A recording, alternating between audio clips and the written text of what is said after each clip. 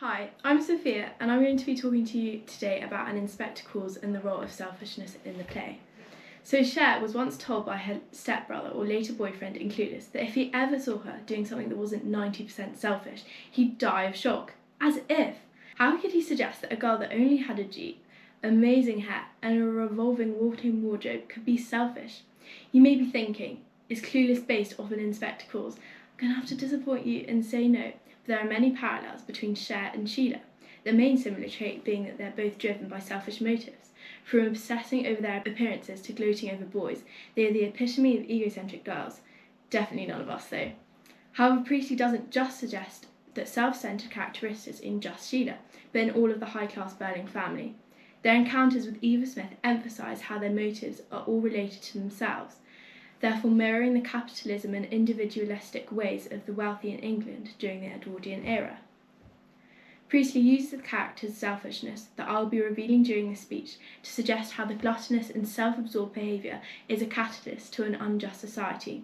Further, it shows that Eva Smith's death was ultimately a cause of selfishness and highlights the theme of interconnectedness within society.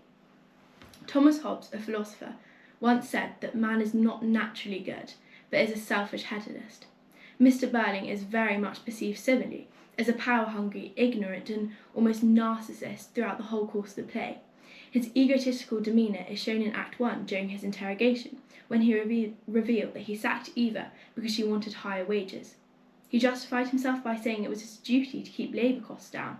He appears to sound like what he's doing is good, when really all he wants is a higher profit, and values business over the well-being of his staff. As a result of this, he's presented as selfish. In addition, his haughty wife, Mrs. Burling, is also self-absorbed when in her interrogation, she admits to refusing a pregnant and vulnerable Eva from her charity, all because Eva calls herself Mrs. Burling, which he found impertinent. It's evident that Mrs. Burling is so focused on maintaining a class divide between her family and the lower classes that she's no dignity to help Eva and leaves her with nothing, potentially leaving Eva to take her own life. This also is depicted as selfish and ignorant. But believe it or not, it keeps going. In Act 1 and 2's interrogations, the audience learned that Sheila also drove Eva out of a job at a local department store called Millwoods, and left her without a job or an income when she's too insecure about her appearance. The audience are not in favour of her at this time, and Eric also forces himself onto her and uses her like an object. Gerald uses her as an affair, so selfishness is also displayed evidently here. Gerald doesn't think about Sheila and the consequences that he will face, just about what he wants.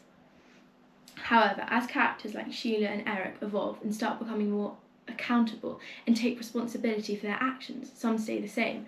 Mr. and Mrs. Burling are stuck in their impervious ways, delighted when they learn that the inspector is a hoax or is a fake, and they remain the same selfish people they were, despite the inspector's visit.